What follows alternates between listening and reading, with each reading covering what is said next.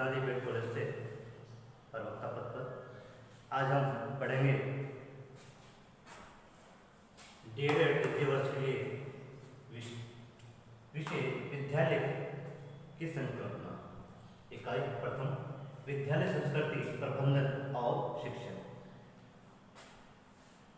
देखिए कि हमें विद्यालयों की जो कल्पना की गई है वो क्यों की गई, इसके बारे में हम ये कह सकते हैं कि वैदिक काल में गुरु व शिष्य जिसे गुरुकुल पद्धति होती थी, उस प्रकार की जो पढ़ाई होती थी उनमें कुछ विशेष बच्चे या विशेष जातियों के ही बच्चे जाते थे। तो उस प्रकार की ये शिक्षा का माहौल बना हुआ। इसे हम ये कह सकते हैं कि राजा महाराजाओं के लिए एक व्यवस्था जो वैदिक काल में गुरु और शिष्य जिसे गुरुकुल पद्धति होती थी, जो सिर्फ कुछ वर्ग या विशेष जातियों के लिए ही होती थी।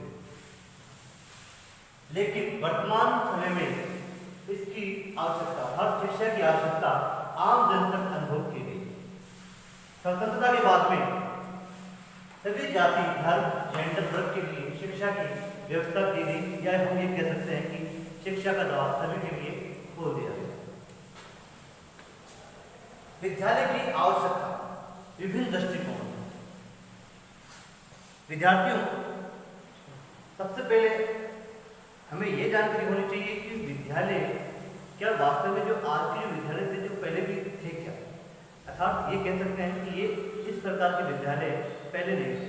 पहले हम ये कह सकते हैं कि पहले किसी वृक्ष के या किसी जंगल में गुरु का आश्रम होता था और वहाँ पर शिष्य रहते थे और वहाँ पर शिक्षा प्राप्त करके अपने एक निश्चित आयु के अनुसार सीखते हुए वो वहाँ से अपना ज्ञान व शिक्षा प्राप्त करके फिर अपने घर पर आते थे। तो वो उनकी गुरु शिष्य प्रणाली थी, जिसे गुरुकुल पद्धति के नाम से जाता है।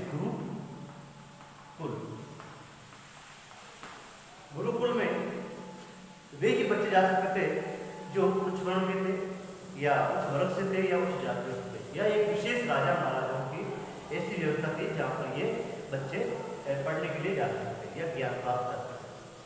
लेकिन वर्तमान समय में ये देखा गया कि ये शिक्षा की जो व्यवस्था है आम जन तक पहुँचनी चाहिए। आम जन इस व्यवस्था से नाखुश था और वह भी चाहते थे कि हमारे बच्चे भी विद्यालय में जाएं या शिक्षा ग्रहण करें। तो इसके लिए भारत सरकार ने या स्वतंत्रता के बाद में भारत सरकार ने शिक्षा के लिए दबाव सभी के लिए खोल दिए गए और तभी से शिक्षा का प्रारंभ हुआ। और शिक्षा का विस्तार ये कह सकते हैं कि शिक्षा की जो आवश्यकता जो सही मायने में थी वो यहाँ जाकर पूरी हुई। अब आता है कि दृष्टिकोण कि आवश्यकता, विद्यालय की आवश्यकता आखिर हुई क्यों, क्या जरूरत पड़ी हमें कि हम शिक्षा ग्रहण करें, क्यों शिक्षा की आवश्यकता है। तो यहाँ पर हम ये कह सकते हैं कि जब गुरुकुल पद्धति से पढ़ाई होती थी तो वहाँ पे सिर्फ सीमित ही शिक्षा का प्रावधान था। लेकिन जब शिक्षा बाहर गुरुकुल से निकलकर आम जन तक पहुँचने के लिए तैयार थी, तब हम कह सकते हैं कि यहाँ पर विद्यालय की आवश्यकता पड़ी। विद्यालय की आवश्यकता का जो दृष्टिकोण है वो अलग अलग तरह से हम देख सकते हैं कि छात्रों का दृष्टिकोण से क्या है, फिर अभिभावकों के, फिर राष्ट्र के या अभिभावक सामाजिक दृष्टिकोण से, ये हम देख सकते हैं। तो देखिए विद्यार्थियों कि छात्रों के दृष्टिकोण से विद्यालय की आवश्यकता इस प्रकार की कि शारीरिक मानसिक बौद्धिक विकास हो सके। ये सभी विद्यालयों में होता है। विद्यालयों द्वारा शारीरिक मानसिक और बौद्धिक विकास होना है। भावात्मक संज्ञानात्मक क्रियात्मक पक्षों का विकास, शैक्षिक व शैक्षिक गतिविधियों का विकास, जैसे बाल सभा, प्रार्थनाएं, राष्ट्रीय त्योहार, स्वतंत्रता दिवस, गणतंत्र दिवस, ये सभी आपके विद्यालयों में सिखाए जाते हैं या विद्यालयों के माध्यम से बच्चे इन्हें सीखते हैं। दूसरा आता है अभिभावकों के दृष्टिकोण से, क्योंकि अभिभावक भी ये चाहता है कि मेरा बच्चा एक अच्छा नागरिक बने। वो किस प्रकार का, जब शिक्षा ही नहीं होगी तो वो कैसे बनेगा। अर्थात कहने का तात्पर्य ये है कि जब तक बच्चों में शिक्षा का समन्वय आएगा, सामंजस्य बैठेगा, तभी वह श्रेष्ठ नागरिक बन पाते हैं। हर बालक के माता पिता यही चाहते हैं कि उसका बच्चा एक श्रेष्ठ नागरिक बने।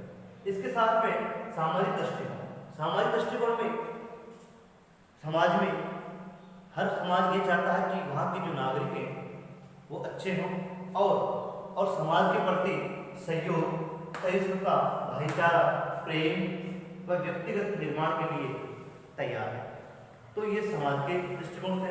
दूसरा है राष्ट्रीय दृष्टिकोण से प्रत्येक देश ये चाहता है कि उसके नागरिक अपने देश के लिए और अपने देश के लिए विकास में सहयोग दें, जिससे वो शिक्षा प्राप्त करके विद्यालयों में जाएं और विद्यालयों से शिक्षा प्राप्त करके वैज्ञानिक, इंजीनियर, डॉक्टर बनकर देश का विकास करें। तो ये है आज का ये टॉपिक, विद्यालय की संकल्पना और आवश्यकता। तो विद्यार्थियों, हम ये कह सकते हैं कि विद्यालयों में जब बालक आता है तो वो एक तरह से कच्चे घड़े के रूप में देखा जाता है। उसका और शिक्षक उसका एक घड़े को तैयार करने वाला कुम्हार होता है, जिससे वह जिस सांचे में उस बालक को ढालना चाहता है वह उसी प्रकार ढल जाता है।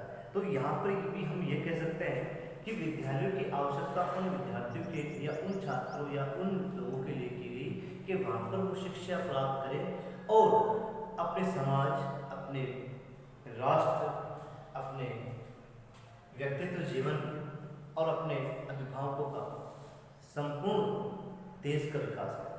तो ये किस प्रकार का, लेकिन एक शिक्षा ही एक ऐसा माध्यम है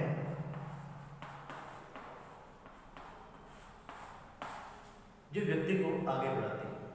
तब ये आम जन ये जान चुके थे कि उच्च जातियां या उच्च वर्ण के लोगों में शिक्षा है, तभी वे अपना विकास कर पा रहे हैं, और हम जो अनभिज्ञ शिक्षक थे वो अपना विकास नहीं कर पा रहे हैं।